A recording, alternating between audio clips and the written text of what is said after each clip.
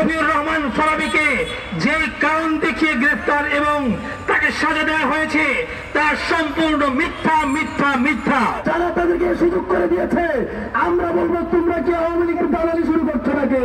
এই জুলাই এবং আগস্টের বিপ্লবের মাধ্যমে যে সরকার আমরা পেয়েছি আমরা পরিষ্কার ভাবে বলে দিতে চাই এই সরকার বিগত 15 বছর যাবৎ এই দেশের ওলামায়ে কেরামের রক্ত ঘাম চোখের অশ্রু এবং শত শত শহীদের লাশের বিনিময়ে এসেছে।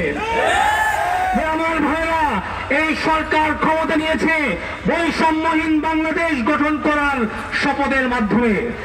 আজকে যদি আমাদের দেশে সেই বৈষম্যের শিকার হয় তৌহিদ জনতা, বৈষম্যের শিকার হয় কারাগারে নিবৃত প্রকোষ্ঠে যদি শফিউর রহমান ফরাবীর মতো ব্যক্তিরা এখনো যুক্ত থাকে তাহলে এই স্বাধীনতার কোনো অর্থ হয় না।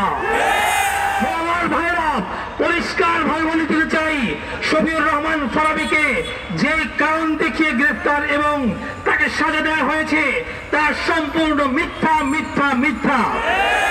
তার সত্যিকার কি কারণ, যে কারণে শফিউর রহমান ফরাবী জেলে, আমি সেই কারণটা সেই কুখ্যাত আস্তিক ব্লগারদের মুক্তমানা ব্লগ থেকে আমি আপনাদেরকে পড়ে শোনাচ্ছি।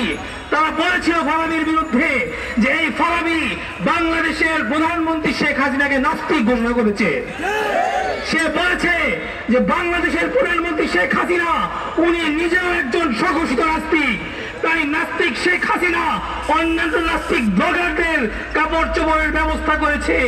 আলোর পথে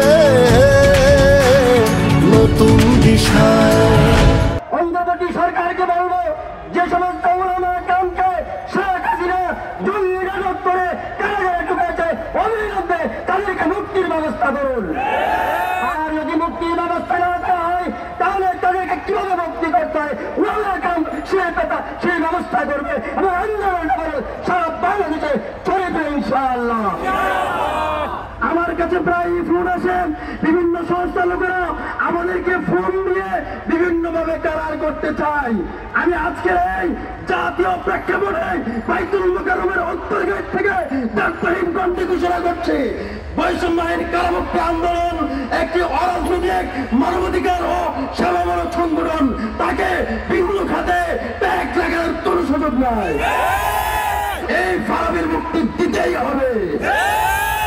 ফরাবীর মুক্তি না দেওয়া হয় এবং তার অবৈধ ভুয়া মিথ্যা মামলায় তার যাবজ্জীবন বহাল রাখা হয় তবে এই ফরাবী কেন্দ্রিক আন্দোলন এবং আন্দোলনের রূপ নেবে যা বাংলাদেশে নতুন বিপ্লবের সূচনা হবে ইনশাআল্লাহ।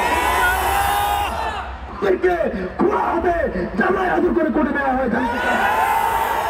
যারা তাদেরকে সুযোগ করে দিয়েছে আমরা বলবো তোমরা কি আওয়ামী লীগের দালালি শুরু করছো নাকি? আমরা মানি না। আমাদের কোমরে রশি লাগিয়েছ, তাদের কোমরে রশি লাগাতে হবে। আমাদের পায়ে লোহার দাম লাগিয়েছ, তাদের পায়ে লোহার দাম লাগাতে হবে।